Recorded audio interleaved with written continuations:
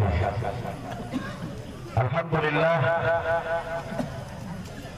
Alhamdulillahilladzi arsala rasulahu bil huda wa dinil haqq liyudhhirahu 'ala ad-din kullih wa kafa billahi shahida. Wa ashhadu an la ilaha illallah wahdahu la sharika lah. وأشهد أن سيدنا محمدا عبده ورسوله الذي لا نبي بعده. اللهم صل وسلم على سيدنا محمد وعلى آله وأصحابه ومن والاه. أما بعد،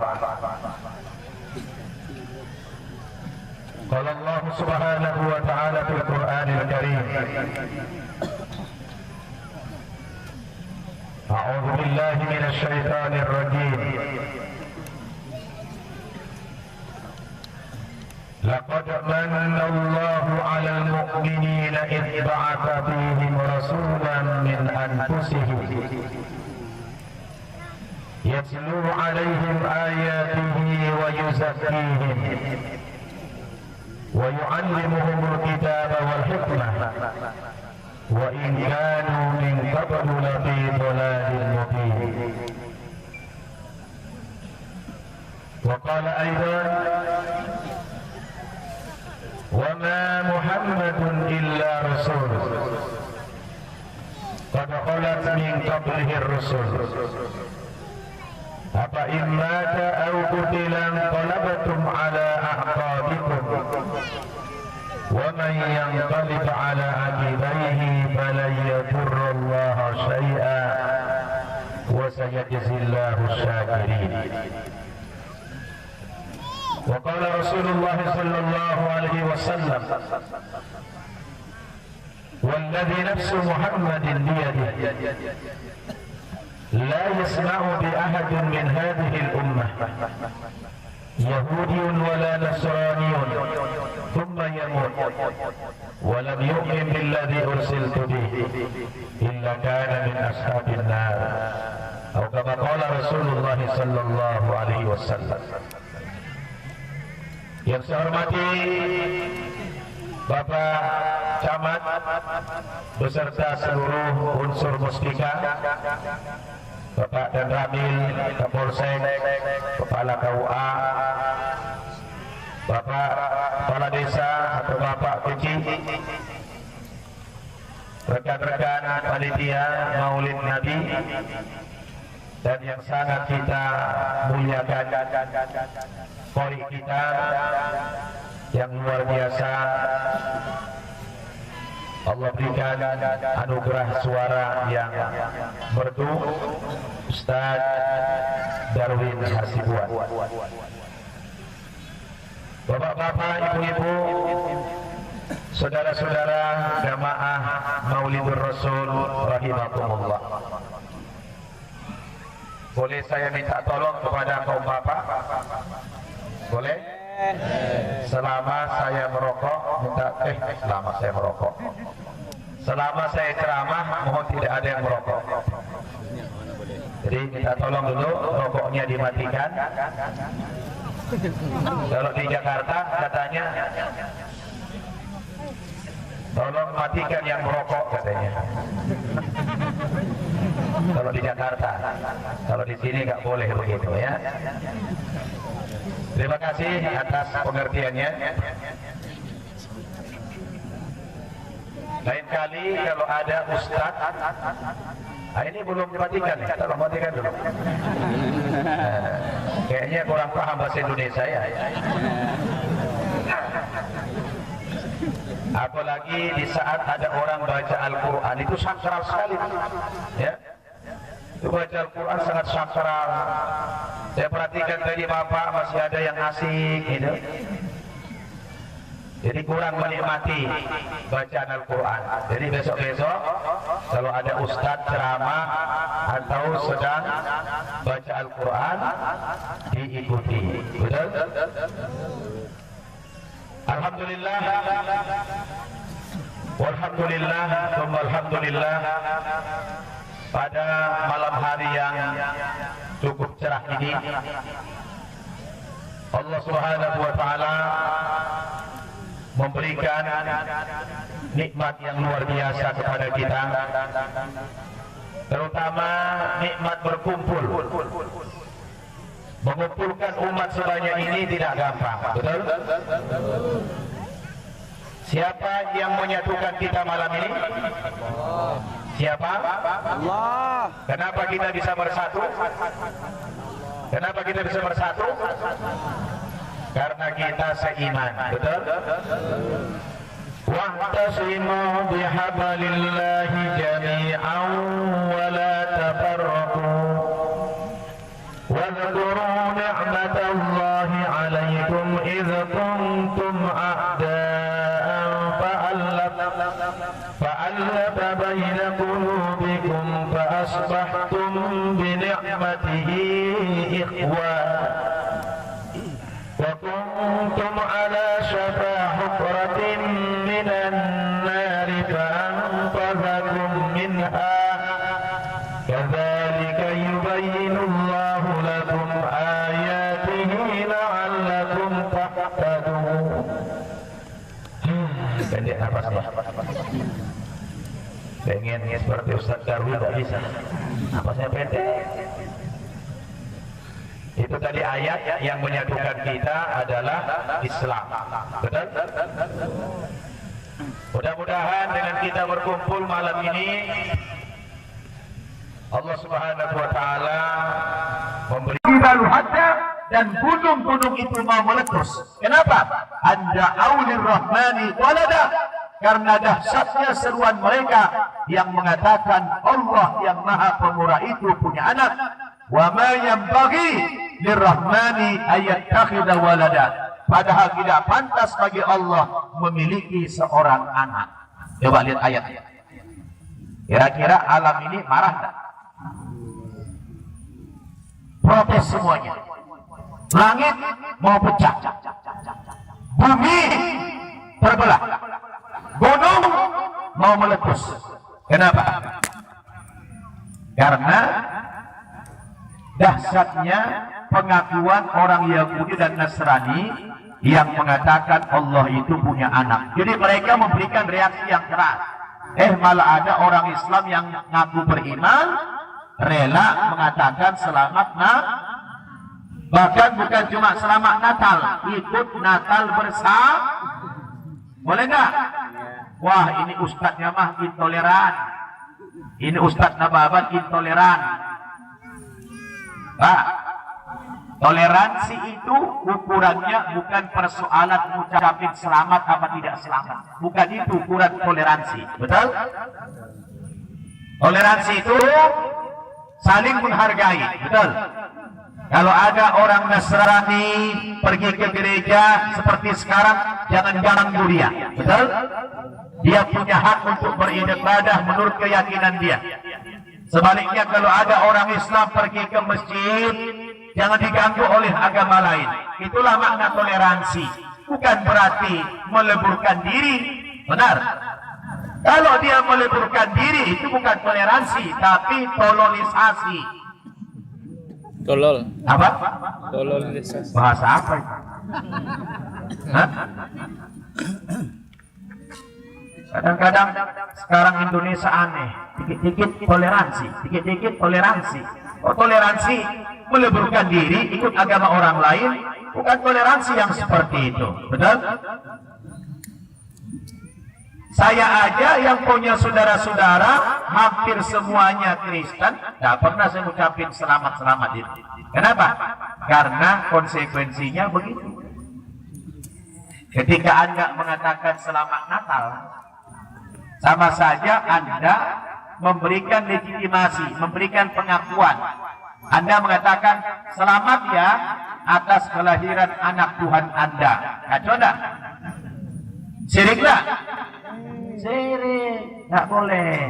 Betul? Di Aceh aja marah. Datang tsunami gara-gara peringatan Natal itu ya. Marah Natal juga itu kalau enggak salah. Tanggal berapa itu? 26. 26. Ya, 26. Masih dalam suasana itu, betul?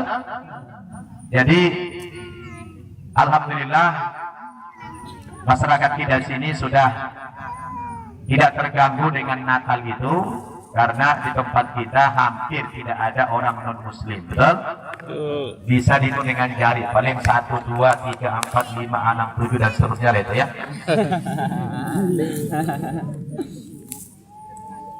Tapi kalau di Jakarta, Masya Allah. Jadi malam ini ada dua momentum ini. Orang Nasrani memperingati kelahiran anak Tuhan mereka, dan kita malam ini memperingati kelahiran Nabi kita Muhammad Sallallahu Alaihi Wasallam. Ustaz, bukannya Nabi Isa juga dalam Al-Quran harus kita imani? Ya. Loh, apa salahnya kita mengatakan selamat Natal? Itu kan memperingati kelahiran Nabi Isa. Bukan. Natal itu bukan memperingati kelahiran Nabi Isa, tapi memperingati kelahiran anak Tuhan. Jadi beda pendekatannya, betul? Bapak Ibu yang saya muliakan, mungkin malam ini saya tidak terlalu banyak berbicara seputar Maulid, karena setiap tahun kita sudah dengarkan tentang Sirah Nabawiyah, siapa Nabi Muhammad, kita sudah tahu semuanya, betul? Tapi malam ini saya akan membahas pada momentum Maulid ini hal-hal yang aktual, hal-hal yang hangat dibahas orang hari ini. Apa yang paling hangat? Yaitu persoalan Yerusalem, betul? Persoalan apa? Ngomong-ngomong di sini sampai nggak berita ini? Sampai. Pernah nggak dengar? Ada apa Yerusalem? Ada apa? Hah? Nah, berarti nggak dengar. Giliran saya tanya nggak tahu. Yerusalem tahu nggak? Apa itu? Nah, Palestina. Hah? Oh, semua serba tahu? Hah? Ibu kota Palestina. Alhamdulillah. Bukan ibu kota Israel kan? Soalnya ada dengar-dengar kita selentingan mau dijadikan ibu kota Israel katanya. Betul? Siapa yang bilang? Yang bilang siapa? Donald. Siapa? Pacu Donald. Rupanya orang sini pintar-pintar semua ya. Luar biasa Pak Camat nih, warga Pak Camat nih, ya. Donald Trump katanya. Ya. Memangnya kenal Donald Trump? Trumpet kali ya? Iya, walaupun kita tinggal di desa, perlu juga kita punya wawasan internasional, betul? Betul. Sebab bicara Yerusalem itu malam ini penting bagi saya. Apa pentingnya? Karena Bapak Ibu, beberapa hari yang lalu Presiden Amerika yang tadi namanya sudah disebut, Donald Trump, sudah menandatangani persetujuan pemindahan ibu kota Israel dari Tel Aviv menuju ke Yerusalem. Kira-kira Bapak Ibu, hikmah apa di balik ini? Hah? Pasti tidak ada yang tahu. Tapi kalau saya beritahu nanti jangan takut ya. Setuju nggak? Nah, saya akan bacakan hadisnya. Udah ketakutan semua. Sebenarnya begitu kemarin Donald Trump itu menandatangani persetujuan pemindahan ibu kota Israel dari Tel Aviv yang selama ini di Israel sana ke Yerusalem itu, ini Donald Trump sesungguhnya telah membuka pintu gerbang kiamat kubra. Apa? Ini kajiannya terlalu tinggi. Saya tanya dulu, sepaham? Kajian ini terlalu tinggi kira-kira? Hah? Boleh sampaikan ini. Tapi ini penting. Ya. Saya ulangi, apa tadi? Donald Trump ini telah membuka pintu gerbang kiamat. Apa kiamat kubra artinya? Besar. Kiamat yang besar. Karena tanda akhir zaman, kiamat sudah dekat itu, kata Nabi, apabila nanti Baitul Maqdis, Yerusalem itu jatuh kembali ke tangan Yahudi. Begitu Yerusalem jatuh ke tangan Yahudi, maka jarak kiamat kubra itu sudah tidak jauh lagi. Hati-hati. Ya, kiamat yang sebenarnya sudah tidak jauh lagi. Dan nanti kata Rasul, begitu Yerusalem ini jatuh ke tangan orang Yahudi, maka seluruh umat Islam di dunia akan memerangi Yahudi sampai-sampai semua pohon-pohon berbicara. Dia katakan, ya Abdullah, ya Muslim, hada Yahudiyun warai, ta'alau taqtuluhu illa al-gharqad fa innahu min syajaril yahud, kata Rasul. Pak, kemarin sudah mulai kita lihat seluruh pemimpin negara-negara Islam sudah berkumpul di Turki yang tergabung dalam organisasi OKI. Betul?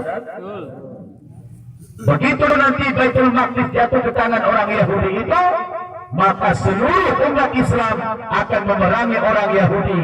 Sampai kalau ada orang Yahudi bersembunyi di balik pohon sekalipun, itu pohon-pohon, kayu-kayu pada bicara, mengatakan, ya Abdullah, ya Muslim, wahai hamba Allah, wahai Muslim, ada Yahudi warai, ini ada orang-orang Yahudi di belakang saya, bersembunyi di balik saya, ta'alau taqtulhu, mari semua kemari, bunuh dia orang Yahudi, illal gharqad, kecuali nanti yang tidak bicara itu adalah pohon gharqad, fa innahu min syajaril yahud, karena pohon gharqad itu adalah pohon yang berpihak kepada Yahudi. Jelas? Jelas? Kenapa ada takut semua? Apa yang bikin takut? Kiamat. Maka yang jomblo-jomblo segera kawin. Ya? Ada nggak yang jomblo sini? Nah, yang gadis-gadis yang belum nikah, buruan nikahlah, buruan. Udah mau kiamat nih. Ya? Ini saya lihat banyak jomblo nih. Buruan, udah mau kiamat. Siapa yang sudah pernah ke Yerusalem? Ada? Belum ya? Nah, saya alhamdulillah udah 2 kali ke sana. Jadi kalau kita lihat di Yerusalem itu, benar-benar orang Yahudi ini percaya dengan hadis tadi. Yahudi percaya. Sepanjang jalanan kita lihat di Yerusalem itu, pohon-pohon gorkot sudah ditanami Pak Camat. Jadi pohon gorkot itu kayak ini, kayak pohon beringin. Ya, pohon beringin itu rindang begini sampai rantingnya dahannya ke bumi, ke tanah. Artinya kalau ada orang Yahudi sembunyi di dalam pohon itu tidak kelihatan. Mereka tanam itu pohon gorkot yang begitu banyak sepanjang Yerusalem. Jarak dari Yerusalem ke Tel Aviv itu kurang lebih 40 km. Ya. Baitul Maqdis atau Al-Aqsa itu adalah milik kaum muslimin. Betul? Rasul mengatakan, la tusaddur rihal illa ila thalathati masajid. Jangan kalian menyusahkan diri, jangan menyusahkan diri untuk bepergian, terkecuali bepergian itu dalam rangka mengunjungi 3 buah masjid, kata Rasul. Berapa? Yang pertama Al-Masjidil Haram, di mana? Di Mekah. Yang kedua wa Masjidil Hadza, masjidku ini, Masjid Nabawi di Madinah Al-Munawwarah. Dan yang ketiga wa Masjidil Aqsa, Masjid Al-Aqsa di Palestina. Untuk mengunjungi 3 buah masjid ini, kita merangkak juga boleh. Yang penting sampai di sana. Kenapa? Karena 3 masjid ini berada di 3 tempat yang suci. Betul? Makkah Al-Mukarramah, Madinah Al-Munawwarah, dan Yerusalem yang di dalamnya ada Al-Aqsa. Kemarin waktu saya pidato kayak begini di Jakarta, ada orang bilang begini waktu kita demo, Ustaz, ngapain sih orang Islam ini dikit-dikit demo, termasuk urusan Palestina. Kalau bicara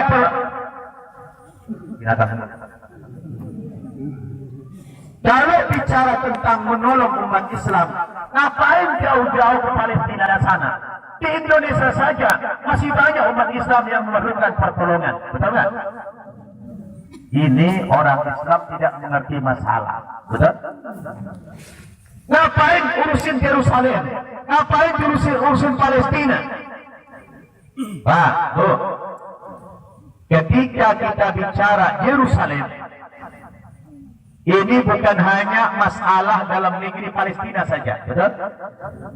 Tapi Yerusalem itu adalah tanah suci ketiga bagi kaum muslimin. Bahkan dulu Rasulullah sebelum Isra dan Mi'raj, ya, atau bahkan sesudah Isra dan Mi'raj, sebelum turun ayat wa min haitsu kharajta fawalli wajhaka syatrul masjidil haram wa haitsu ma kuntum fawallu wujuhakum syatra. Sebelum turun ayat ini yang memerintahkan agar Nabi Muhammad kalau ibadah menghadap wajahnya ke Al-Haram di Makkah. Sebelumnya Nabi berkiblat kemana? Al-Aqsa. Kemana? Ke Masjidil Aqsa selama 1 tahun setengah, 18 bulan Nabi berkiblat ke sana bersama kaum muslimin. Artinya Al-Aqsa itu milik kaum muslimin dan tidak boleh kita lepaskan kepada orang-orang kafir. Benar? Tidak boleh kita lepaskan kepada orang kafir. Kalau ada orang mengatakan, Ustaz, ngapain kita ngurusin Yerusalem? Urusan dalam negeri kita masih banyak. Itu salah. Betul? Yerusalem itu adalah tanah suci ketiga bagi kaum muslimin, yang Rasul juga dahulu pernah sampai ke sana pada peristiwa Isra dan Mi'raj, sebagaimana disebutkan dalam Al-Quran surat Al-Isra. Subhanalladzi asra bi'abdihi layla minal masjidil harami ilal masjidil aqsa alladzi barakna hawla linuriyahu min ayatina innahu huwas sami'ul basir. Dulu Nabi pernah diperjalankan pada malam hari dari Masjidil Haram ke Masjidil Aqsa di Palestina.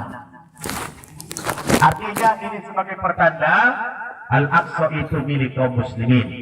Kalau Yerusalem itu dijadikan ibu kota Israel, maka otomatis Al-Aqsa itu diambil alih oleh mereka. Benar? Nah, kalau sudah diambil alih kata Rasul, itu pertanda kiamat kubro sudah dekat. Hati-hati, kiamat kubro sudah dekat. Hari ini Pak Bu, kalau kita lihat tanda-tanda akhir zaman itu dikaitkan dengan hadis tadi, sudah banyak hadis-hadis pendukung yang sudah terbukti hari ini. Di antaranya apa? Kata Rasul, la taqumus sa'atu hatta yataqarrabaz zaman. Kiamat yang kubro itu tidak akan terjadi sampai jarak waktu itu berdekatan. As-sanatu kasyahr, setahun itu seperti sebulan. Wasyahru kal jum'ah, 1 bulan itu seperti 1 minggu. Wal jum'atu kal yaum, 1 minggu seperti 1 hari. Wal yauma kal sa'ah, dan 1 hari itu seperti 1 jam. Kira-kira sekarang sudah terjadi belum itu? Bu, jarak waktu dengan yang satu dengan lain sudah berdekatan belum? Pak, saudara, sudah belum? Nah, berarti tinggal tunggu saja. Maka kita berkumpul begini, Bapak Ibu, jangan hanya sekedar kita mengikuti tradisi nenek moyang kita. Bulan Maulid, bikin acara Maulid Nabi, datangkan qori, datangkan ustaz, betul? Tapi ini momentum yang sangat berharga bagi kita untuk meningkatkan kualitas keislaman kita, betul? Jangan kita datang jauh-jauh dari mana-mana hanya begini saja berkumpul. Ini bukan tontonan, betul? Tetapi ini sebagai apa? Ini sebagai apa? Ini sebagai tuntunan kepada kita untuk mendapatkan pencerahan agama, betul? Apalagi zaman now. Sampai nggak berita ini? Zaman now, sampai? Hah? Apa zaman now? Sampai ke sini. Nah, di Jakarta lagi tren tuh, zaman now katanya. Ya. Ini cerita kiamat pada takut semua nih. Bahkan ada yang pulang ibu-ibu. Udah, nggak usah bicara kiamat. Ya. Anggap kiamat masih jauh lah. Ya. Tapi saya penting menjelaskan itu bahwa sekarang ini kita sudah dianggap enteng sama orang kafir, betul? Kita dianggap enteng sama orang kafir sekarang. Sebenarnya bukan karena jumlah kita sedikit. Apa sedikit jumlah kita? Tidak. Di dunia dari 6 miliar jumlah penduduk bumi hari ini, 6 miliar lebih. Umat Islam berapa? 1,6 miliar jumlahnya. Besar kan? 1,6 miliar penduduk bumi ini beragama Islam dari 6 miliar. Subhanallah. Kalau secara di atas kertas jumlah orang Katolik dan Protestan itu kurang lebih sekitar 2,7 miliar. Kalau di atas kertas. Tetapi sebenarnya kalau yang benar-benar menjalankan agama mereka itu jauh lebih banyak jumlah kita dari mereka. Artinya orang Kristen di dunia ini sekarang sudah banyak yang tidak lagi percaya kepada Kristen. Jadi kalau di total jumlah Kristen 2,7 miliar, jumlah umat Islam 1,6 miliar, kemudian ya Hindu kurang lebih 1 miliar, sisanya itu sekarang jadi ateis. Apa? Ateis. Ateis. Dan sekarang orang yang beragama Kristen yang pindah menjadi ateis itu jumlahnya banyak. Tahu ateis? Oh. Ateis itu Pak Bu setengah Islam. Hah? Tahu? Ateis itu setengah Islam. Kenapa saya katakan setengah Islam? Karena ateis itu la ilaha. Apa? Dia sudah mengamalkan la ilaha. Apa artinya? Tidak ada Tuhan. Tidak ada Tuhan. Tinggal illallah kan? Pakai separuh. Jadi ateis itu separuh Islam sebenarnya. Benar nggak? Iya. Ateis itu separuh Islam. Kenapa? Dia mengamalkan la ilaha. Apa artinya? Tidak ada Tuhan. La ilaha. Artinya tidak ada Tuhan. Berarti separuh. Kalau kita illallah. Jadi ateis itu lebih bagus dari orang Kristen. Benar nggak? Ateis sudah mengamalkan separuh la ilaha, tinggal illallahnya. Tidak ada Tuhan kecuali Allah Subhanahu wa ta'ala. Dari hasil pengalaman saya keliling-keliling dakwah di berbagai negara, jujur saya katakan, sebenarnya yang masih konsisten mengamalkan ajaran-ajaran ritual agamanya itu kita sebenarnya, ya, kita. Cuma lemahnya kita ini mengamalkan agama secara individual, masing-masing. Kita kurang kebersamaan, betul? Kita kurang kebersamaan, kurang jamaah. Sehingga kita ini kelihatannya banyak tapi tidak bersatu, betul? Kita kelihatannya banyak tapi tidak bersatu. Ketika kita sudah tidak bersatu, maka orang kafir banyak mengobok-obok kita hari ini, betul? Coba antum melihat hari ini, masya Allah, umat Islam di mana-mana sudah diadu domba, perang satu dengan yang lain. Lihat Libya sudah dihabisi, Irak dihabisi, Suriah dihabisi, Yaman sudah dihabisi, sebentar lagi Saudi dengan Qatar mau dihabisi lagi, betul? Nah, ketika sesama muslim sudah perang satu dengan yang lain, maka tanah suci kita dicaplok sama mereka, betul? Sebenarnya ibu bapak, kalau kita kembali kepada hadis, Rasul sudah mengatakan kalau umat Islam itu banyak, gurta'un ka gurta'is sail, banyak tapi seperti buih di atas lautan, dia terombang-ambing, tidak punya akar, tidak punya kualitas, tidak punya kekuatan apa-apa. Maka ketika umat Islam sudah dalam kondisi seperti itu, yang terjadi apa kata Nabi? Yang akan terjadi pada masa itu adalah wala yanzi annallahu min suduri aduikum al-mahabata minkum. Dicabutlah oleh Allah Subhanahu wa taala dari dalam dada musuh-musuh Islam itu, sifat penakutnya dicabut sama Allah. Benar? Yang tadinya orang kafir itu penakut, tadinya orang kafir itu pengecut, mereka menjadi pemberani. Benar? Sebenarnya orang kafir itu, Pak Bu, dasarnya itu penakut. Apa? Mereka penakut. Tapi karena orang Islam perang satu dengan yang lain, umat Islam tidak bersatu, umat Islam tidak suka berjamaah, akibatnya dicabut oleh Allah dari dalam dada mereka itu sifat penakutnya, sehingga mereka menjadi pemberani. Betul? Nah, lihatlah sekarang, tidak lewat PBB, Donald Trump langsung mengatakan setuju pemindahan ibu kota Israel dari Tel Aviv ke Yerusalem tanpa ada musyawarah, karena kita sudah dipandang sebelah mata. Betul? Jadi Bapak Ibu, saya baca hadis Nabi dikaitkan dengan konteks kehidupan sekarang, semuanya terbukti. Benar? Sungguh benar kata Allah, wa ma yantiqu 'anil hawa in huwa illa wahyu yuha.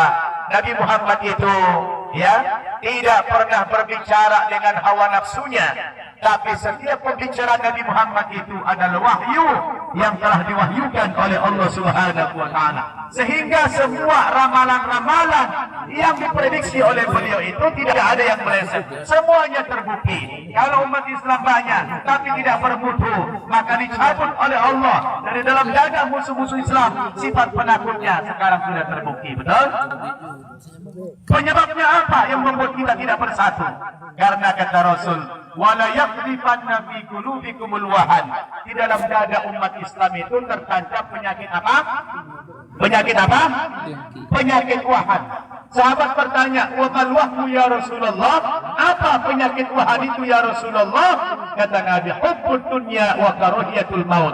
Umat Islam itu terlalu cinta dunia, materialistis, dan akibatnya orang Islam yang takut mati, bukan orang kafir lagi. Betul? Ini adalah sumber masalah yang kita hadapi hari ini. Betul tak? Ngomong-ngomong, masyarakat di sini kalau dengerin ceramah berapa lama? 3 jam. Berapa jam? 4 jam. 4 jam. Tahan.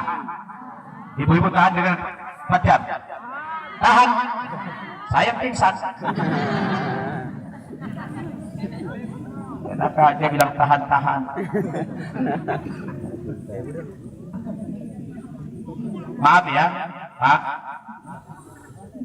Saya malam ini agak serius ngomong karena ini genting, ya. Mungkin kita tidak saatnya lagi bermain-main, tertawa, terbahak-bahak, ya. Ini saatnya kita untuk serius dalam beragama, betul? Karena kita sudah di akhir zaman. Rasul katakan apa? Badiru bil a'mali salih. Di tangan kaki ta'il laili al-mudlim, yusbihu ar-rajulu mu'minan wa yumsi kafiran, yumsi mu'minan wa yusbihu kafiran, yabi'u dinahu bi'arudin minad dunya. Wahai umat Islam, kata Nabi, bersegeralah kalian beramal saleh sebelum datang zaman fitnah. Yang kalau saat datang zaman fitnah itu, manusia semua akan menjadi orang yang pelin-pelan, kata Nabi. Menjadi apa? Orang yang pelin-pelan. Bagaimana orang yang pelin-pelan itu? Yusbihur rajulu mu'minan wa yumsi kafirun. Nanti di akhir zaman itu kata Nabi, banyak orang Islam, paginya dia masih beriman, sorenya dia sudah kafir. Betul? Yumsi mu'minan wa yusbihu kafiran. Ada orang Islam nanti sorenya dia beriman, paginya besok sudah kafir dia. Itu tanda akhir zaman. Sekarang sudah kita lihat di mana-mana umat Islam banyak yang pelin-pelan, betul? Dan orang-orang nanti yang beriman, yang istiqomah itu akan cepat-cepat dimatikan oleh Allah Subhanahu wa Ta'ala menjelang kiamat kubra itu. Orang-orang yang bertakwa, orang-orang yang beriman secara konsisten kepada Allah nanti akan buru-buru diwafatkan oleh Allah, sehingga yang tinggal di muka bumi ini hanyalah orang-orang yang paling jelek, yaitu orang-orang kafir dan orang-orang yang munafik. Hati-hati kita, betul? Hati-hati kita, jangan dulu kita berjumpa dengan zaman itu, betul tidak? Maka sekarang apa yang harus kita lakukan Bapak Ibu Saudara? Kita umat Islam ini bangkitkan kembali kekuatan kita, izzah kita, betul? Sebenarnya wa antumul a'launa in kuntum mu'minin, kata Allah. Sebenarnya kita umat Islam ini dijadikan oleh Allah sebagai umat yang paling tinggi, bukan orang kafir yang paling tinggi, betul? Kita sebenarnya umat yang paling tinggi, cuma karena kita tidak menjalankan syariat agama kita, betul? Kita tidak menjalankan syariat agama kita, maka izzah, muru'ah, kewibawaan, kemuliaan kita dicabut oleh Allah Subhanahu wa Ta'ala. Karena kita mengaku beragama Islam yang semestinya kita sebagai kuntum khairu ummah ukhrijat linnas, betul? Semestinya kita sebagai umat yang terbaik, tapi hari ini kita bukan menjadi kuntum khairu ummah. Bahkan Presiden Perdana Menteri Netanyahu kemarin mengatakan umat Islam bukan khairul ummah, tapi syarrul ummah, dia bilang kemarin dalam bahasa pelikihannya. Kita sebagai syarrul ummah, umat yang paling jelek umat Islam, kata dia. Na'udzubillahi min dzalik. Nah, kenapa kita Bapak Ibu terangkat kewibawaan kita? Karena kita ini meninggalkan ajaran Islam. Apa diantaranya ajaran Islam yang kita tinggalkan? Apa? Persatuan, jamaah. Coba saya tanya, di sini kalau sholat di masjid apa di rumah? Masyarakat sini ada di rumah, ada di masjid. Semestinya di mana kita sholat, Pak? Di masjid. Di sini azan 5 waktu hidup nggak? Sebab ada di tempat yang lain azan itu cuma 2 kali kedengarannya, ya, maghrib dan isya. Zuhur, asar, subuh tidak kedengaran. Jadi gimana? Sama. Sama juga sini. Jadi mulai besok masjid-masjid di sini semuanya harus kita hidupkan. Azan 5 kali sehari semalam itu harus hidup. Kemudian kita berjamaah selalu di masjid, betul? Setelah kita berjamaah di masjid, di tengah-tengah masyarakat juga kita selalu berjamaah. Kalau kita seperti ini, kita enggak? Kalau kita selalu berjamaah seperti ini, hebat enggak? Kuat tidak? Kuat. Ya, orang kafir takut sama kita, betul? Tapi kalau kita sudah tidak bersatu, apa yang terjadi? Kekuatan kita akan hilang. Maka Bapak Ibu Saudara, ini pentingnya kita berkumpul seperti ini untuk mendapatkan pencerahan, betul? Kita harus konsisten. Kalau kita memperingati kelahiran Nabi, artinya kita harus mencontoh Nabi.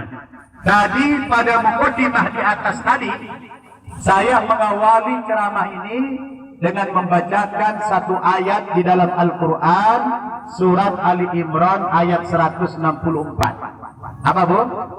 Ali Imran. Surat apa, Bu? Ali Imran. Bu? Halo? Jadi tidur apa ngantuk? Kata Allah apa? أعوذ بالله من الشيطان الرجيم لقد من الله على المؤمنين إذ بعث فيهم رسولا من أنفسهم يتلو عليهم آياته ويزكيهم ويعلمهم الكتاب والحكمة وإن كانوا من قبل لفي ضلال مبين. Saya kalau di Jakarta ngaji begini biasanya disambut itu Allah. Di sini diam aja.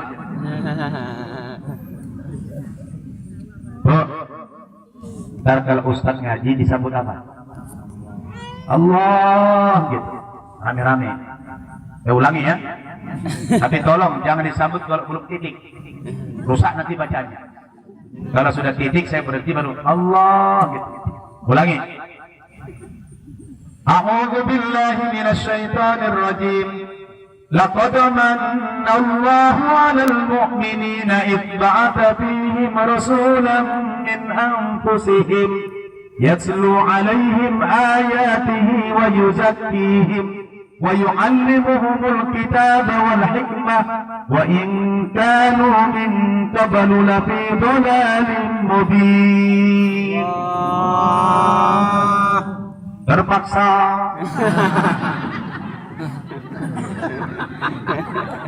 Kayaknya udah ikhlas. Hah? Takbir. Udah disuruh-suruh baru. Nah, apa artinya? Nah ini, coba artikan dulu. Apa artinya? Nggak tahu. Ibu-ibu? Ngomong-ngomong, bapak ibu ini sudah berapa tahun masuk Islam? Hah? Dari lahir? Oh nggak tahu artinya? La ilaha illallah. Dari lahir Islam nggak tahu artinya. Salah sendiri. Kenapa tinggal di sini? Coba kalau tinggal di Jeddah sana. Saya tahu. Betul. Laqad manallahu 'alal mu'minin. Sungguh merupakan nikmat Allah yang paling besar atas orang-orang yang beriman ini. Apa itu? Apa itu nikmat yang paling besar? Kalau saya bertanya, pertanyaannya, apa nikmat Allah yang paling besar diberikan kepada ibu dan bapak ini? Apa jawabannya? Nikmat apa? Iman. Iman. Apa bu? Islam. Oke. Semua orang Islam kalau ditanya apa nikmat Allah yang paling besar diberikan kepada kita, jawabannya sama. Selalu nikmat iman dan Islam katanya. Betul? Betul. Tetapi kalau bapak ibu membaca ayat yang barusan, sesungguhnya nikmat Allah yang paling besar itu kepada kita bukan nikmat iman dan Islam, melainkan ba'atha fihim rasulan min anfusihim. Nikmat Allah yang paling besar itu adalah diutusnya oleh Allah Subhanahu wa taala Nabi Muhammad ke dunia ini. Hadirnya Nabi Muhammad ke dunia ini itulah sebagai nikmat yang paling besar. Betul? Betul. Bukan nikmat iman dan Islam. Nikmat iman dan Islam itu hadir pasca Nabi Muhammad diutus oleh Allah. Betul? Saya tanya, seandainya Rasul kita Muhammad sampai hari ini tidak diutus, kira-kira bapak ibu bisa beriman kepada Islam apa tidak? Ya. Alasannya apa? Apa alasannya? Karena sebelum Nabi Muhammad lahir, masyarakat dunia di masa itu tidak ada lagi yang mengenal Allah. Tidak ada lagi yang beriman kepada Allah Subhanahu wa ta'ala. Rata-rata sudah jahiliyah, rata-rata sudah syirik, rata-rata sudah kafir. Betul? Karena ketika ada masa fatra, masa kekosongan pengiriman Nabi, jarak dari zaman Isa ibnu Maryam ke zaman Nabi Muhammad itu kurang lebih 6 abad lamanya. Itu terjadi kekosongan pengiriman Nabi. Tidak ada Nabi lagi. Sepeninggal Nabi Isa, 600 tahun namanya baru muncul nabi baru, betul? Betul. Sekaligus nabi yang terakhir. Sedangkan pada masa fatrah itu, masa kekosongan pengiriman nabi ini, ketika itu agama Nabi Isa yang diberikan Allah kepadanya itu sudah dirusak oleh manusia, betul? Betul. Dulu Nabi Isa agamanya apa? Nasrani. Yesus agamanya apa dulu? Dulu agamanya Islam, bukan Kristen. Yesus tidak pernah membawa agama Kristen. Kenapa saya masuk Islam? Bu, Pak, kenapa saya masuk Islam dulu? Karena setelah saya pelajari Injil, saya menemukan banyak ayat. Ternyata Yesus tidak pernah mendirikan agama Kristen. Pendiri agama Kristen itu namanya Paulus. Siapa? Paulus. Ada nggak di sini Paulus itu? Namanya Paulus. Dialah yang mendirikan agama Kristen. Kalau begitu Yesus agamanya apa? Agamanya Yesus itu adalah agama Islam. Allah Subhanahu wa taala tidak pernah menurunkan agama selain daripada Islam. Inna dina indallahil Islam. Semua nabi dari zaman Nabi Adam sampai Nabi Muhammad yang terakhir semuanya beragama Islam. Yang berbeda cuma syariatnya saja, betul? Hukum-hukumnya saja yang berbeda. Namun akidahnya sama, yaitu la ilaha illallah. Semua mengajarkan ketauhidan kepada Allah. Wa ma arsalna min qablika min rasulin illa nuhi ilaihi annahu la ilaha illa ana fa'budun. Kata Allah, Pak, tidak seorang rasul pun yang kami utus sebelum engkau Muhammad kecuali kami wahyukan kepada mereka bahwasanya tidak ada Tuhan yang berhak disembah kecuali Allah. Semua nabi beragama apa tadi? Beragama Islam. Nah, begitu Yesus tidak ada lagi di bumi, kemana Yesus? Menurut iman orang Kristen disalib untuk menebus dosa manusia, betul? Betul. Tapi menurut Islam kemana Yesus? Yesus diangkat ke langit. Kata Allah apa? Wa ma qataluhu wa ma salabuhu walakin syubbiha lahum. Nabi Isa itu tidak mati dibunuh, tidak mati disalib, tapi yang dibunuh dan disalib waktu itu siapa? Orang lain yang diserupakan wajahnya seperti Yesus. Yesus diangkat ke langit. Barrafa'allahu ilaihi wa kana Allahu azizan hakima. Diangkat dia ke langit oleh Allah, diselamatkan dari pembunuhan itu. Tapi versi Kristen, dia disalib untuk menebus dosa manusia. Sebenarnya di Kristen enak banget tuh. Ya, enak banget. Seberapa besar pun dosa mereka sudah digaransi dengan penyaliban Tuhan. Jadi Tuhan disalib untuk menebus dosa manusia. Enak ada ya? Enak di Kristen itu. Maka orang Kristen kalau mati, tidak ada yang ke neraka. Langsung begitu mati terbang ke surga, duduk di sebelah kanan Bapa. Ya, enak ya? Enak banget di Kristen. Maka yang malas-malas ibadah itu kadang-kadang lebih suka masuk Kristen dia. Di Islam susah. Sholat 5 kali sehari semalam. Di Kristen seminggu sekali cukup. Nah, kenapa? Udah diampuni. Tapi kalau saya bilang, loh kalau yang 5 kali sehari saja belum tentu ke surga, apalagi yang seminggu sekali? Kayak surga yang sudah punya nenek moyangnya aja kita beli gitu sama dia. Lagian, loh kalau Tuhan yang berkorban disalib demi manusia, kira-kira nih lebih tinggi mana Tuhan dengan manusia? Tinggian mana? Tinggian manusia dong, betul kan? Tuhan disalib, mengorbankan dirinya, turun pangkat. Masa ada Tuhan turun pangkat? Nggak masuk akal tuh ya. Jadi di Kristen itu enak, manja mereka. Maka kata Paulus, semakin banyak pelanggaran di muka bumi ini, semakin banyak dosa, semakin banyak maksiat, maka semakin bertambah banyak rahmat Tuhan kepada mereka. Aneh. Makin banyak maksiat, makin banyak rahmat. Kenapa? Tuhan disalib.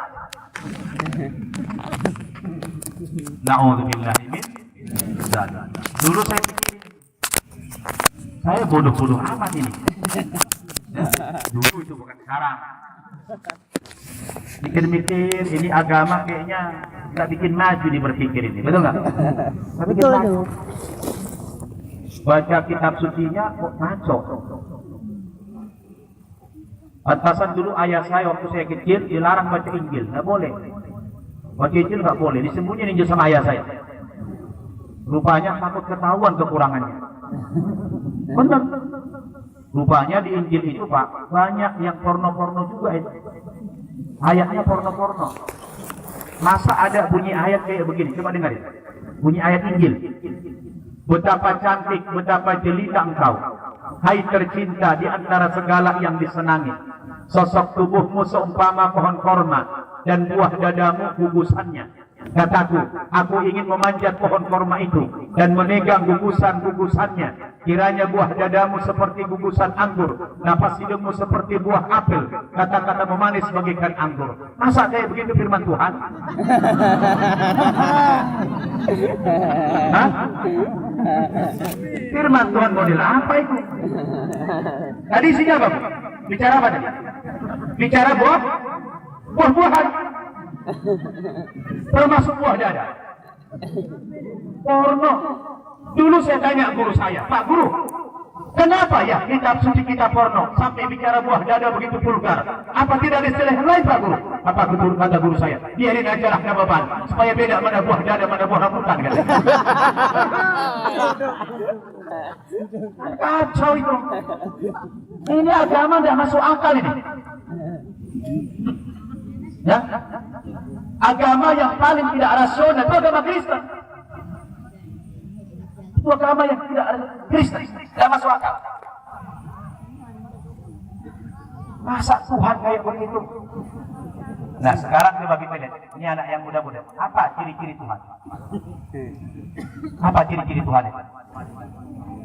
Yang namanya Tuhan itu kan Maha Pencipta, betul nggak? Betul. Yang namanya Tuhan itu Maha Pencipta. Kalau tercipta Tuhan apa tidak? Tidak. Mustahil Tuhan itu tercipta, betul nggak? Yesus tercipta atau pencipta? Dia lahir nggak? Punya ayah nggak? Hah? Ayah? Nah, ibu punya nggak? Punya. Berarti makhluk. Punya ibu. Lahir. Tercipta. Dari teori ini saja sudah gugur ketuhanan dia, betul? Tuhan itu Maha Pencipta, mustahil Tuhan tercipta, betul? Masa dulu saya didoktrin, kenapa kita mempertuhankan Yesus? Ya kan, lahirnya saja beda katanya. Yesus kan punya ibu, tidak punya bapak. Nah saya bilang kalau cuma itu alasannya, di Aceh juga banyak kayak begitu. Ya? Di sini ada nggak anak lahir nggak punya bapak? Ada nggak? Saya kira ada itu ada. Berarti Tuhan juga itu. Ya? Tuhan itu. Setiap anak yang lahir tidak punya bapak berarti Tuhan itu. Betul nggak? Ini agama tidak masuk akal ini, benar? Ini penting. Terus sekarang ini, Masya Allah, banyak anak muda itu Pak Camat gampang sekali menjual agamanya. Dengan teori itu aja udah gugur. Coba apa ciri Tuhan yang lain? Yang namanya Tuhan itu Maha Penolong, misalnya. Mustahil Tuhan minta tolong, betul? Lah Yesus ketika mau disalib teriak-teriak minta tolong dia. Eli, Eli, lama sabaqtani. Tuhan, Tuhan, tolong saya, jangan tinggalkan saya. Tuhan yang mana lagi? Semestinya kalau dia Tuhan, dia akan teriak, aku, kenapa aku meninggalkan aku? Kan begitu. Mana? Bukan Eli, Eli, lama sabaqtani. Ini kacau ini. Ya? Dari pendekatan teori itu saja sudah gugur ketuhanan dia, betul nggak? Maka yang benar itulah Islam. Mengatakan Nabi Isa tidak mati dibunuh, tidak mati disalib. Saya sudah pernah naik ke Bukit Golgota. Saya pergi ke Bethlehem, tempat kelahiran Yesus. Dari Al-Aqsa ke Bethlehem itu berjarak kurang lebih 30 menit naik mobil. Saya masuk ke tempat kelahiran Yesus. Oh, di dalam Bethlehem itu. Bethlehem, bait artinya rumah. Lehem itu Allah, jadi Baitullah. Ya, di dalam Bethlehem itu ada 6 buah gereja macam 6 buah gereja. Dan masing-masing gereja mengklaim dia yang paling benar. Saya sempat juga mikir, loh, kalau Yesus lahir datang lagi ke sini, ada 6 buah gereja, apa enggak bingung dia masuk kemana itu? Wah, ini tidak rasional ini. Lalu saya naik lagi ke Bukit Golgota. Dari Bethlehem ke Bukit Golgota, tempat Yesus salib, itu kurang lebih sekitar 40 menit naik mobil. Saya naik, saya tanya orang-orang Kristen yang Arab, apa benar dulu dalam sejarah Nabi Isa disalib di sini? Dia bilang tidak terlalu meyakinkan. Mereka aja tidak yakin Yesus disalib. Oh, betul itu saya bilang kan? Tidak yakin dia. Oh, kalau begitu saya masuk Islam ini benar sudah ini, betul nggak? Ini pilihan yang benar nih, bukan pilihan yang salah, betul? Karena agama kita itu agama yang masuk akal, agama yang rasional, agama yang konsisten, agama yang tidak pelin-pelan, betul nggak? Cuma orangnya kadang-kadang pelin-pelan. Agamanya Masya Allah. Maka sepeninggal Yesus itu dunia ini gelap. Ajaran Yesus dirubah. Tadinya diterima kitab suci, ditambah, dikurangi, diobok-obok sama pengikut-pengikut yang sudah sesat itu, betul? Siapa aktornya? Itulah Paulus. Saya paling dendam sama Paulus itu. Benar. Kalau jumpa tokoh palanya. Sebab gara-gara dialah menyesatkan keluarga saya. Sampai ayah saya mati, disesatkan sama dia itu, Paulus ini. Berapa miliar sudah disesatkan Paulus di dunia ini, betul? Maka saya dakwah begini nih, ya. Di semua daerah saya ngomong begitu supaya kalau ada orang Kristen dengerin. Supaya mereka dapat hidayah, betul? Supaya tahu mereka kebenaran itu di mana. Ini kita bukan mengejek, bukan menghina, enggak. Kita menjelaskan kepada mereka bahwa agamamu itu tidak rasional, agamamu tidak benar. Yang benar itu Islam. Pelajarilah perbandingan agama itu, betul? Pelajari perbandingan agama itu. Coba lihat Islam itu, subhanallah, ditinjau dari segala macam aspek. Subhanallah. Lihat, mulai dari arah masjid kita misalnya, arah masjid kita. Itu aja sama di seluruh dunia, menghadap kiblat. Islam itu bersatu.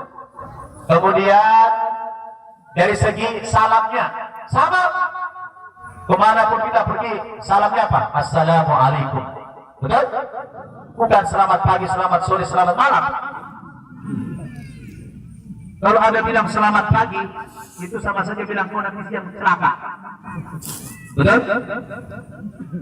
Ada cerita, ada orang Indonesia, orang Batak, menguliakan anaknya di Amerika. Jadi pagi-pagi dia telepon anaknya dari Indonesia. Selamat pagi nak. Kata anaknya di Amerika, "Ma, sini sudah malam," katanya. Tidak netral. Betul? Coba kalau assalamualaikum, mau pagi, mau siang, mau malam, netral, betul? Dari salam saja kita sudah hebat. Betul? Dari ritual, coba lihat, dari ritual.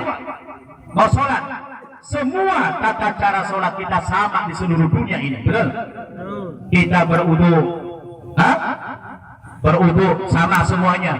Kemudian kita masuk masjid, arah kiblatnya sama, bacaan sholatnya sama. Saya pergi ke Amerika misalnya, menjumpai orang sedang sholat berjamaah, saya tiba-tiba datang, saya tidak perlu adaptasi, saya langsung bisa Allahu Akbar, bisa ngikutin, betul? Coba kalau saya dulu di Kristen, dengarin orang di gereja, langsung masuk, mana bisa belajar bahasa Inggris dulu, betul? Baru harus registrasi dulu, terdaftar dulu. Oh, tidak bisa ujuk-ujuk masuk gereja, tidak bisa. Ente siapa? Tidak bisa. Tapi kalau kita dimanapun jumpa orang sedang sholat, langsung nimbrung di situ sholat berjamaah, tidak perlu belajar bahasa, tidak perlu belajar tata cara, semuanya sama, betul? Bacaannya sama, gerakan-gerakannya sama, arahnya sama, betul? Itu Islam. Subhanallah. Inilah kebenaran, betul? Ini kebenaran. maka seandainya Nabi Muhammad tidak datang, mustahil kita bisa beriman kepada Islam sampai hari ini. Benar? Karena agama Nabi Isa itu sudah dirusak oleh umat-umat yang terdahulu, sehingga masyarakat waktu itu sudah jahiliyah, masyarakat tidak mengenal Allah lagi. Benar? Datanglah Nabi Muhammad, itulah dikatakan Allah sebagai nikmat yang paling besar. Antum bersyukur gak jadi umat Nabi Muhammad ini? Bersyukur tak kita? Bersyukur tidak? Oh, apalagi saya. Alhamdulillah. Saya dulu Pak, kalau ingat-ingat dosa sama Nabi ini, aduh, sebelum Islam dulu saya paling ganas saya mengejek Nabi Muhammad dulu. Ya? Banyak dosa saya dulu sama beliau. Wah, kadang-kadang saya fitnah dia macam-macam dulu. Ya kalau berantem sama kawan saya yang jadi korban Nabi Muhammad dulu. Kita berantem sama siapa yang korban Nabi Muhammad? Betul? Ah, tapi enaknya apa? Seseorang begitu dia masuk Islam, sebesar apapun dosanya masa yang lalu itu, insya Allah dihapus sama Allah. Betul?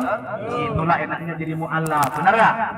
Karena Rasul katakan, al-Islamu yahdimu makana qablah. Islam itu menghapus dosa yang sebelumnya. Begitu kita mengucapkan asyhadu an la ilaha illallah wa asyhadu anna Muhammadar Rasulullah, kita yakin dengan ucapan itu, ya, kita yakin, maka dosa-dosa kita yang lalu dihapus oleh Allah Subhanahu wa taala. Enak lagi di mualaf. Bapak Ibu pengen dihapus enggak? Pengen juga dihapus? Lalu pengen keluar dulu? Jangan. Wah, nanti, gimana ya caranya jadi mu'alaf? Saya keluar aja dulu dah 3 hari. 3 hari keempat balik lagi jadi Islam. Itu mah murtad namanya, bukan mu'alaf. Betul? Kalau murtad dihapus juga. Orang yang murtad dihapus juga. Bukan yang dihapus dosanya, pahalanya yang habis. Wa may yartadid minkum an dinihi fayamut wa huwa kafir. Faulaika habitat a'maluhum fid dunya wal akhirah wa ulaika ashabun nar hum fiha khalidun. Siapa yang murtad dari Islam lalu dia matinya mati kafir kata Allah. Kalau sudah mati kafir, faulaika habitat a'maluhum fid dunya wal akhirah. Seluruh amal-amal ibadah yang pernah dia kerjakan selama muslim dulu dihapus oleh Allah Subhanahu wa taala, dan nanti dia tidak dimasukkan ke neraka. Berapa lama? Abadi. Fiha khalidun. Mereka kekal selama-lamanya di neraka itu. Benar? Jadi anak muda jangan coba-coba. Ini lagi tren murtad ini. Ya? Di Jakarta lagi banyak tren. Bahkan ada ustadz yang murtad. Siapa namanya? Ibrahim. Apa ya? Pernah dengar nggak? Ada ustadz murtad. Pernah. Namanya Saifuddin Ibrahim. Ustadz dia ngajar bahasa Arab. Ya? Ngajar bahasa Arab. Jago dalam tafsir. Di pesantren Az-Zaitun dia ngajar. Murtad. Beberapa tahun yang lalu debat sama saya di Bandung. Saya tanya, kenapa inti murtad? Wah, dia bilang apa? Bagaimana saya tidak murtad? Saya baca dalam Al-Quran, lebih banyak nama Yesus disebut daripada nama Muhammad. Oh, berarti Yesus itu memang hebat, dia bilang.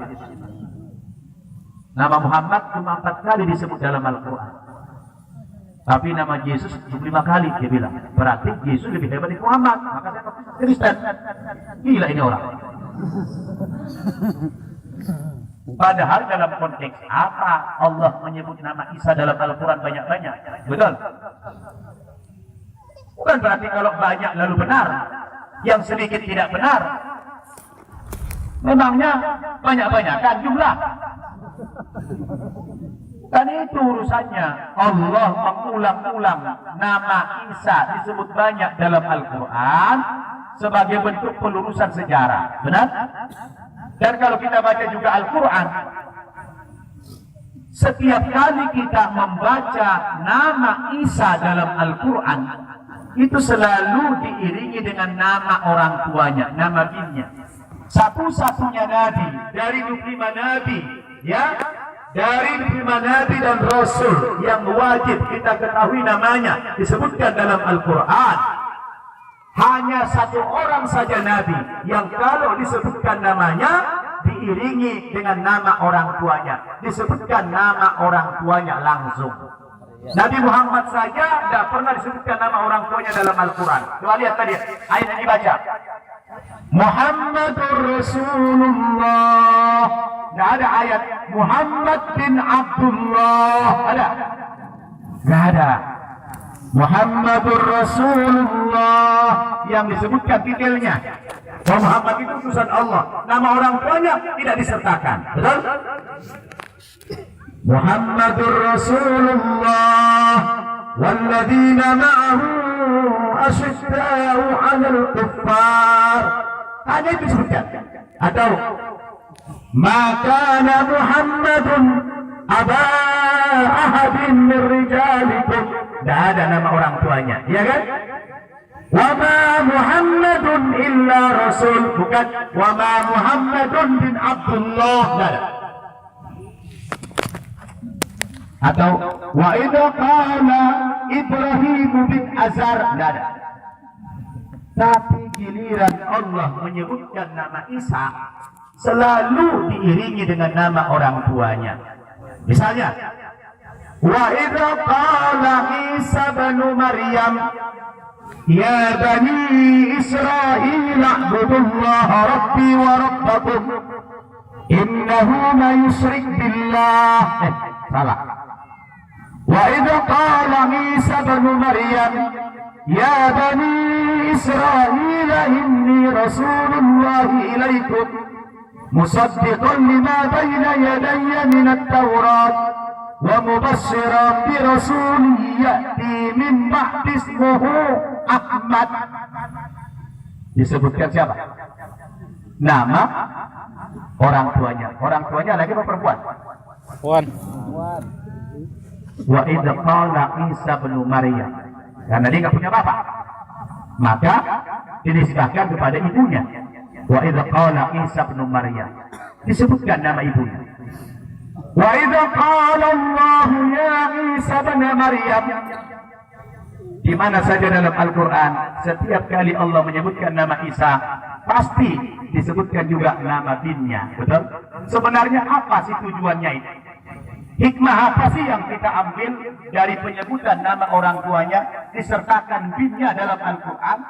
Kalau kita cerdas menangkap makna di balik penyebutan itu, sesungguhnya Allah Subhanahu wa Ta'ala menyertakan nama binnya kepada Maryam. Itu sebuah penegasan dari Al-Quran bahwa Yesus atau Nabi Isa itu adalah anak manusia, bukan anak Tuhan seperti yang mereka klaim itu. Betul? Sebenarnya itu tujuannya, itu maksudnya. Datang Saifuddin Ibrahim gara-gara banyak disebut namanya, lalu itulah yang benar. Goblok ini orang. Alhamdulillah kemarin ditangkap dia, karena dia sudah mengkristenkan ribuan orang. Dia berani ngajak-ngajak orang ke Kristen. Dia nanti naik Grab car, naik taksi, itu supir taksinya dikristenkan sama dia. Tidak wahyu, dia ajak untuk Kristen. Oh, dia hebat pakai dalil, pakai Al-Quran, pakai hadis. Tapi goblok. Masa gara-gara 25 kali disebut nama Yesus lalu murtad? Kemarin saya jumpa dengan anak kandungnya, namanya Saddam Hussein. Dia punya anak 3 orang laki-laki. 3 laki-laki anaknya. Dari 3 laki-laki anaknya, semuanya nama-nama tokoh. Anaknya yang paling tua namanya Muammar Gaddafi. Yang paling tua namanya Muammar Gaddafi. Yang kedua Saddam Hussein. Yang ketiga anaknya Khomeini. Nama-nama tokoh. Ayahnya murtad. Boleh tangkap. Nanti buka di YouTube. Boleh tangkap polisi dia kemarin. Gara-gara dia banyak memurtadkan orang Islam dengan cara-cara iming-iming materi. Nggak boleh. Saya juga banyak mengislamkan orang Kristen, tapi tidak dengan cara iming-iming materi. Sebab dalam Islam tidak boleh seperti itu. Betul? Tidak boleh kita mengislamkan orang karena duit, karena materi, apalagi sampai dengan maksa-maksa, intimidasi, tidak boleh. Betul? Orang masuk Islam itu harus karena hidayah, karena petunjuk dari Allah Subhanahu wa Ta'ala.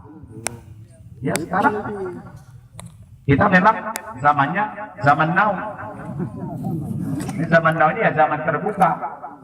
Ya, kita boleh bebas kita bersuara, ya. Nah, yang penting kita harus argumentatif, pakai dalil, ada hujah yang benar, betul?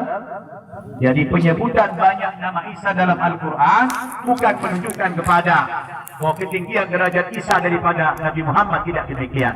Tapi itu sebuah penegasan saja bahwa Nabi Isa itu bukan Tuhan, bukan anak Tuhan, tapi dia adalah utusan Tuhan, utusan Allah Subhanahu wa Ta'ala. Alhamdulillah, dengan hadirnya Nabi kita Muhammad sallallahu alaihi wasallam, dunia yang tadinya sudah gelap ini kembali terang. Benar? Tadinya manusia sesat, tadinya manusia itu musyrik, tadinya mereka menyembah berhala, menyembah Nabi Isa, menyembah segala macam itu. Dengan kedatangan Nabi Muhammad ini, dunia kembali tercerahkan. Maka itulah nikmat Allah yang paling besar yang harus kita syukuri.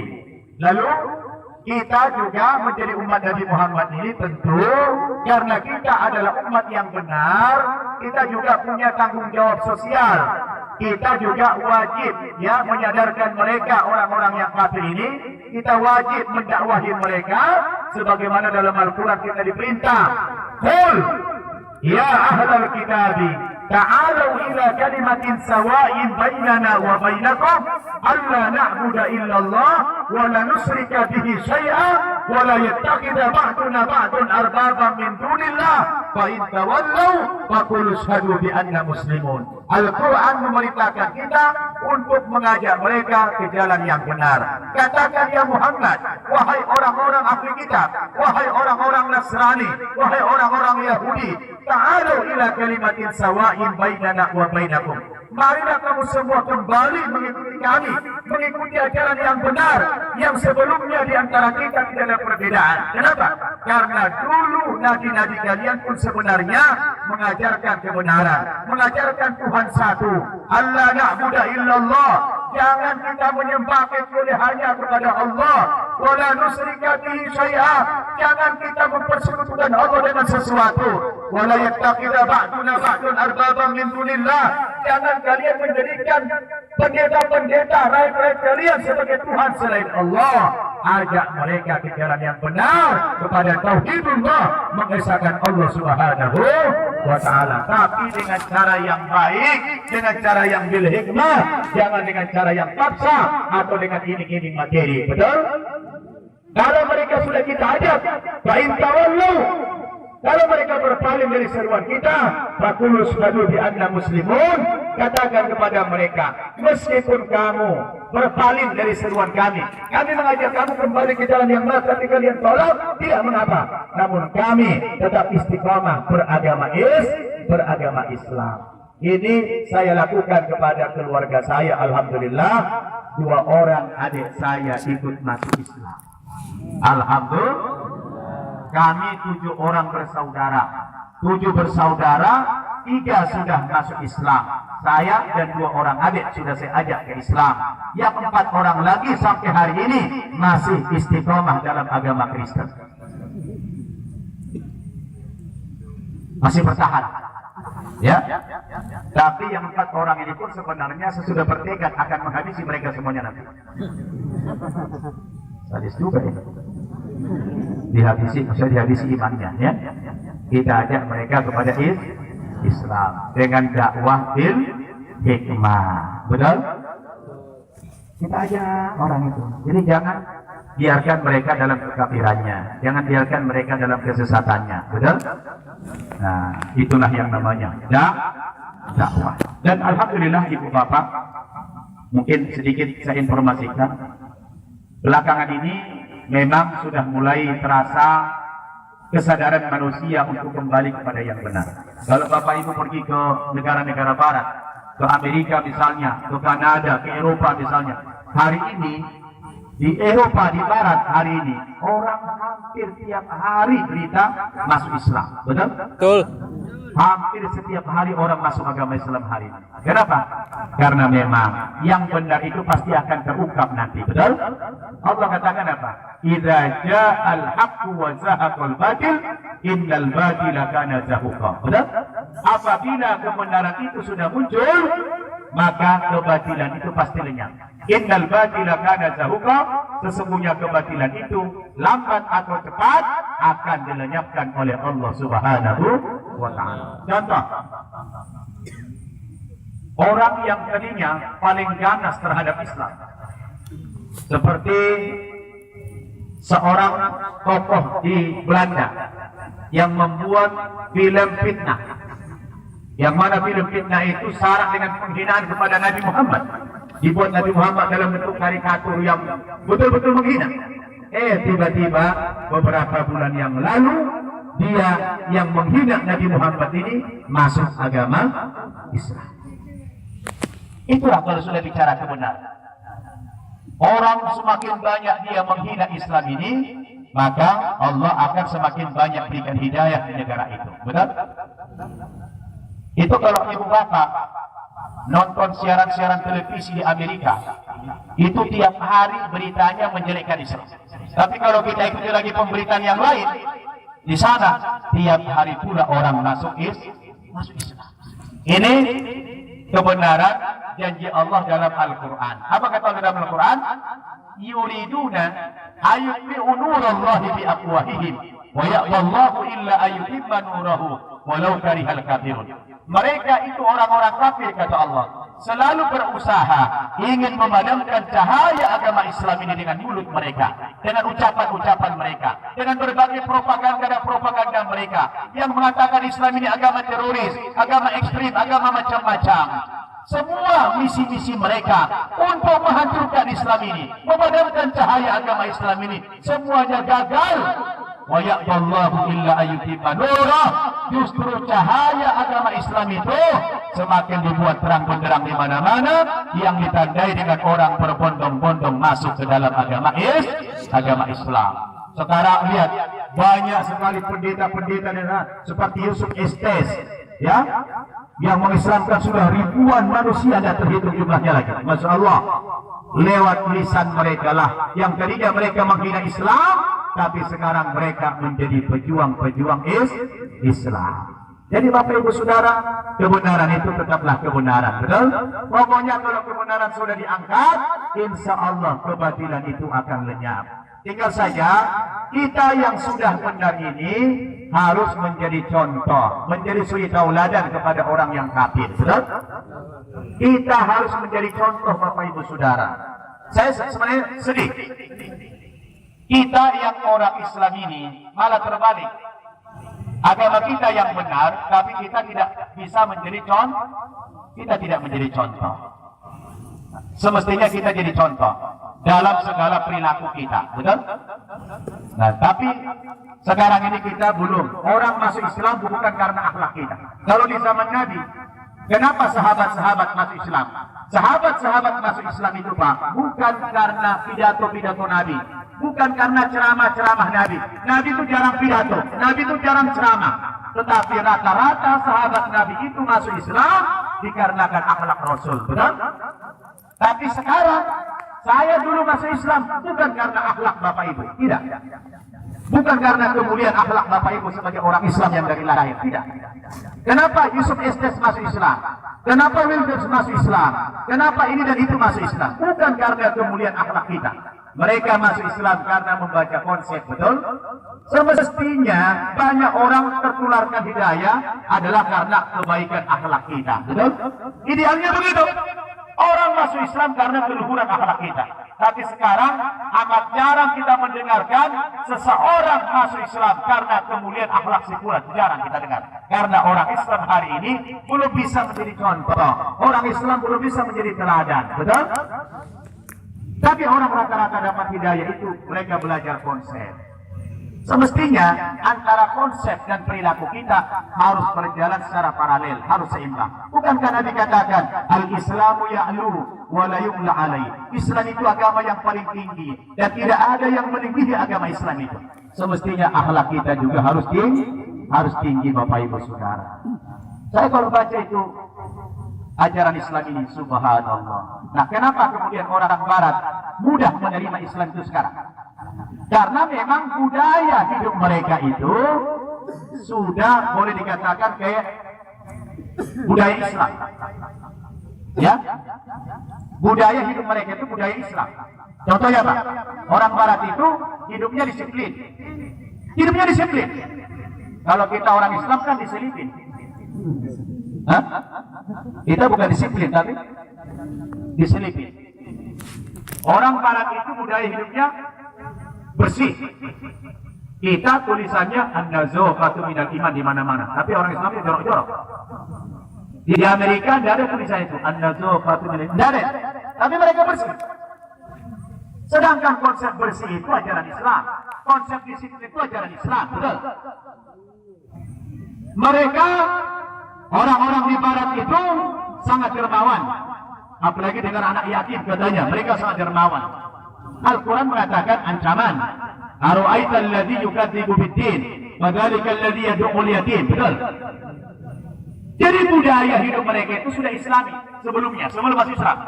Itulah kemudian ketika mereka pelajari konsep Islam, oh, ternyata Islam itu sama dengan budaya hidup kan? Islam itu agamanya disiplin. Coba lihat dalam Al-Quran, Allah banyak bersumpah demi waktu, wal asri, wal duha, wal syamsi, wal duhaha, wal laili, wal nahari. Berapa banyak Allah bersumpah demi waktu, betul? Tapi siapa yang praktek ini? Bukan orang Islam, benar? Yang praktek itu akhirnya orang-orang di sana. Kenapa kemudian mereka mudah menerima Islam? Karena ketika mereka sudah pelajari konsep Islam itu, oh Islam itu toleran. La yanhaakumullahu 'anil ladzina lam yuqatilukum fid-din wa lam yukhrijukum min diyarikum an tabarruhum wa tuqsitu ilaihim innallaha yuhibbul muqsitin. Oh ternyata Islam itu sangat toleransi sekali ajarannya. Itu yang membuat mereka mudah menerima Islam itu kemudian. Betul. Kita coba maaf, saya bukan ini ya, jangan tersinggung. Kita ini tidak mengamalkan konsep kebersihan. Maaf. Kita dari budaya merokok saja itu sudah menunjukkan kita tidak bersih. Betul? Kita benci dengan Yahudi. Kita benci dengan orang Yahudi. Tapi kita menjadi donatur Yahudi tiap hari. Betul? Benar nggak? Pabrik rokok siapa punya? Yahudi yang punya. Kita jadi donatur tiap hari berapa Bapak nyumbang ke Yahudi? Hah? Masyarakat sini berapa nyumbang ke Yahudi tiap hari? Nah coba 50.000. Keuntungan rokok itu dibawa kemana? Ke Yerusalem sana, diperangi saudara kita di sana. Betul. Saya pun dulu perokok berat sebelum masuk Islam. Tapi begitu saya masuk Islam, dilarang sama kiai. Dilarang sama kiai. Kamu gak boleh merokok lagi, kata kiai sama saya. Islam itu indah, Islam itu bersih. Orang Islam gak boleh jorok, dia bilang sama saya. Islam memang begitu, gak boleh jorok. Karena kalau kita merokok, Pak, pasti bau. Mulutnya bau, pakaiannya bau, telinganya bau, rambutnya bau, semuanya bau nanti. Betul nggak? Islam itu agama bersih, benar. Kebersihan sebagian daripada iman, betul. Dan lagi pula kata kiai, orang Islam yang merokok itu hidupnya tidak berkah. Kenapa? Karena mana ada orang merokok baca Bismillahirrahmanirrahim. Ada bapak merokok Bismillahirrahmanirrahim.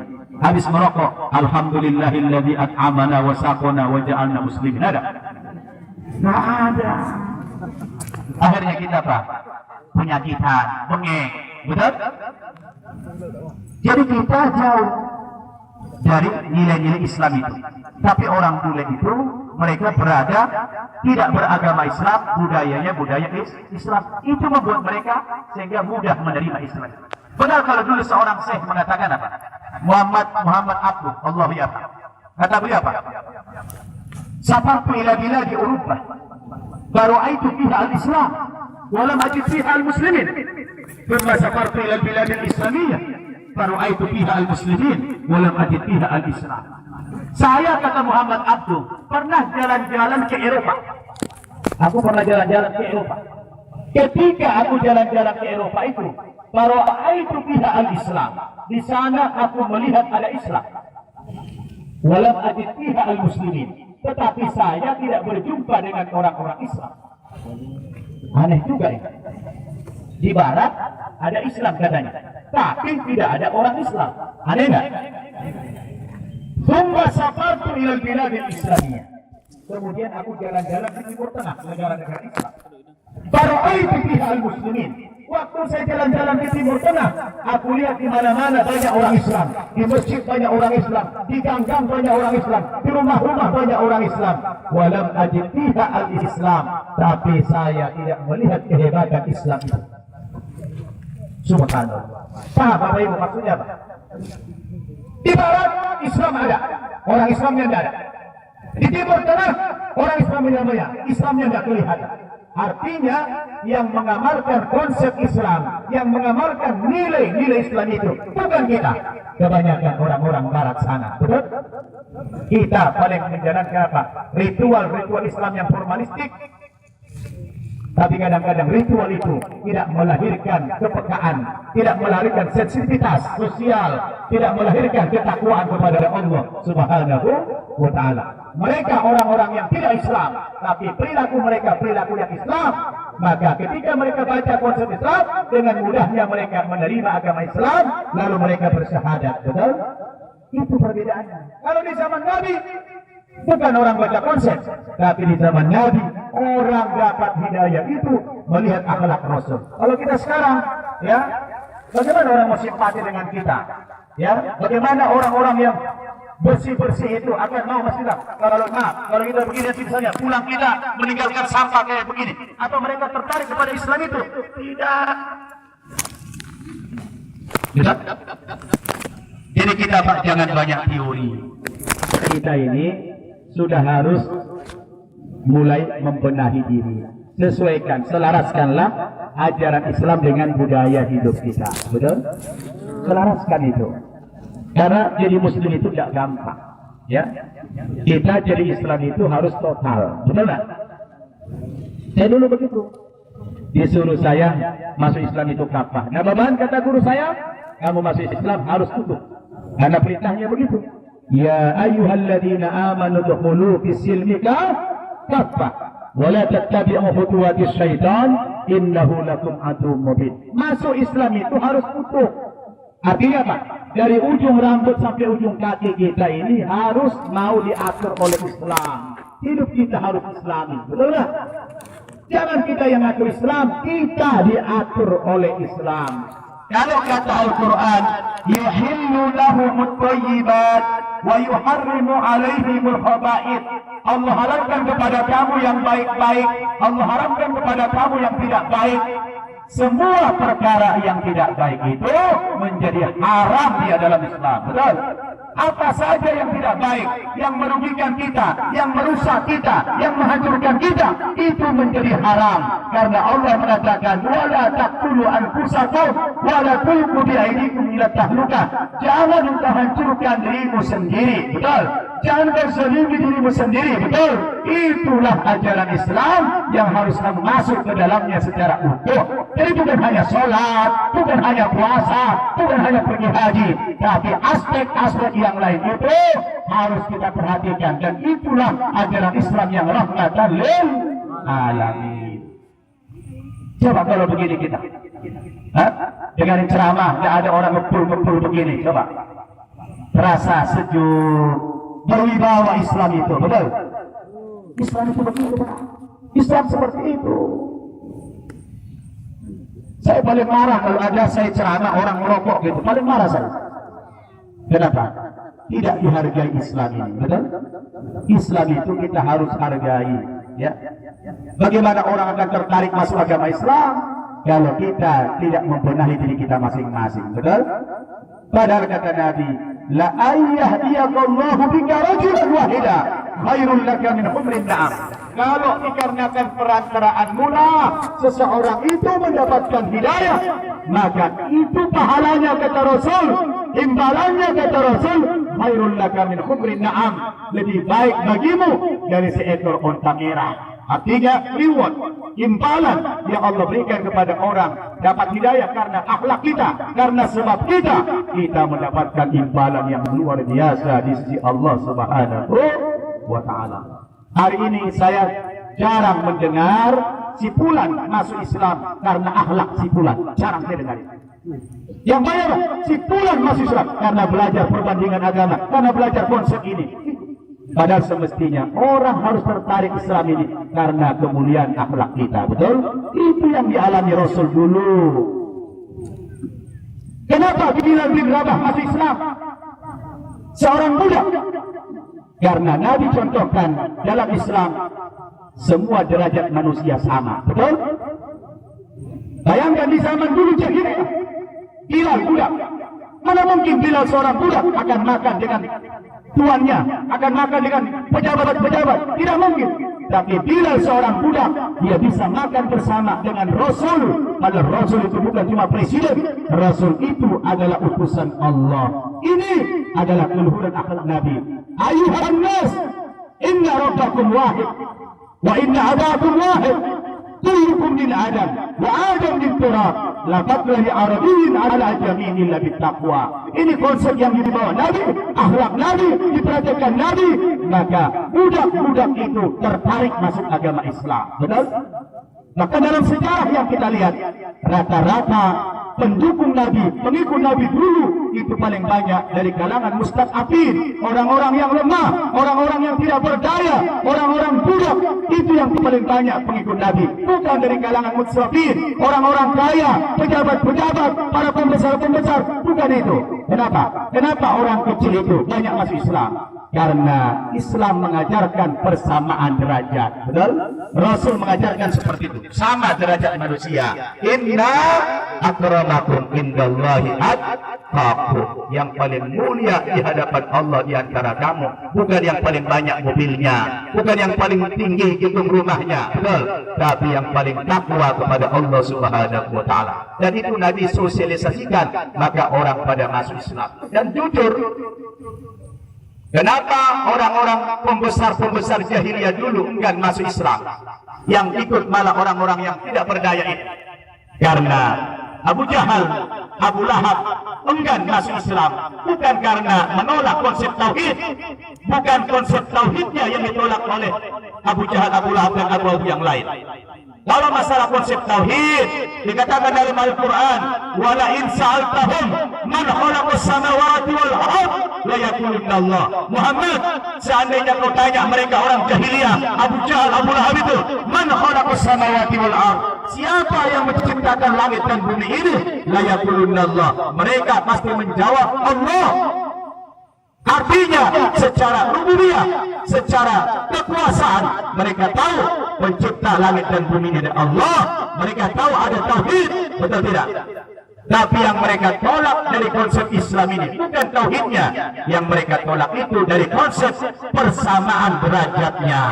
Dalam Islam itu derajat manusia sama. Tidak ada yang kaya, tidak ada yang miskin, semua sama. Yang paling mulia adalah orang yang paling takwa kepada Allah Subhanahu wa ta'ala.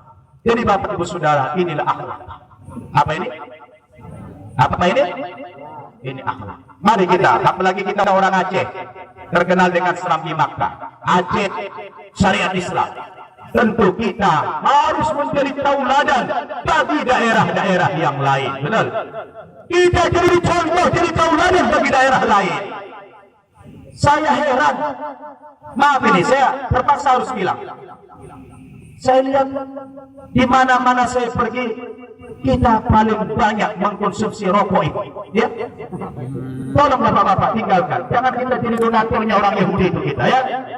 Tinggalkan itu semua. Mari kita kembali kepada cara-cara hidup yang Islami. Ya. Saya harus tegaskan begini, karena saya tidak peduli. Nanti nggak usah undang lagi. Ya jangan undang lagi saya ke Bapak. Ya. Ini bicara kita untuk kemuliaan Islam ini. Betul? Ini kemuliaan Islam karena saya kecewa dengan akhlak kita orang Islam ini. Ya. Saya jujur katakan, saya dulu masih Islam bukan karena akhlak orang Islam, tapi karena saya belajar perbandingan agama. Saya kecewa sebenarnya, kecewa. Tapi saya masuk Islam bukan karena orang Islam. Saya masuk Islam itu karena Allah Subhanahu wa ta'ala. Maka sekarang kita dalam rangka peringatan Maulid Nabi ini kita harus konsisten. Ini bukan tontonan, ini bukan hiburan, tapi ini kita untuk memperoleh tuntunan supaya kita besok lebih baik daripada hari ini dan hari ini kita lebih baik daripada kemarin. Betul? Siap Bapak Ibu? Siap? Ibu-ibu semangat, yang bapak-bapak kurang semangat sudah. Kenapa? Karena disinggung rokoknya. Emangnya gue pikirin besok juga gue pulang ya? Yang penting sudah saya sampaikan. Saya tanya, isyhadu qad ballagtu, sudah saya sampaikan belum kebenaran itu? Nah, saya tanya, sudah saya sampaikan belum kebenaran itu? Sudah atau belum? Nah, udah, nanti di akhirat saya tidak bertanggung jawab lagi ya. Sudah sampaikan ya. Ini penting bagi kita karena kita sekarang ini diperangi oleh orang-orang kafir, karena kita banyak menjadi donatur daripada orang kafir. Coba lihat Prancis kemarin. Prancis negara kafir. Begitu Donald Trump mengatakan pindah ibu kota Israel dari Tel Aviv ke Yerusalem, itu masyarakat Prancis yang non-Muslim masuk mereka ke mal-mal, supermarket, seluruh produk-produk orang Yahudi yang ada di mal itu mereka keluarkan, mereka buang di tong sampah. Sebagai bentuk solidaritas kepada rakyat Palestina. Betul? Agamanya tidak Islam. Tidak Islam agamanya. Tapi mereka tidak terima rakyat Palestina dijajah terus menerus oleh Israel, laknatullah alaihi. Betul? Kita boro-boro membuang itu, Pak. Malah kita jadi donatur. Benar? Kita jadi donatur, Bapak Ibu Saudara. Orang sana dibuang produk-produk itu. Yang namanya kayak Coca-Cola, yang namanya kayak apa itu, macam-macam lah. Itu mereka buang semua itu dari supermarket. Karena mereka marah kepada Israel yang terus-menerus menjajah rakyat Palestina itu. Benar? Nah, mungkin ini saja, Pak. Saya kalau makin malam makin ganas saya. Jadi kita cukupkan sekian, udah jam 2. Sudah jam 2 ternyata ya. Kurang 2 jam. Nah, ceramah bukan karena banyaknya menjadi baik, tapi karena baiknya lah insya Allah menjadi banyak. Betul? Apapun yang kita bicarakan malam ini di sini, semuanya berpulang kepada kita.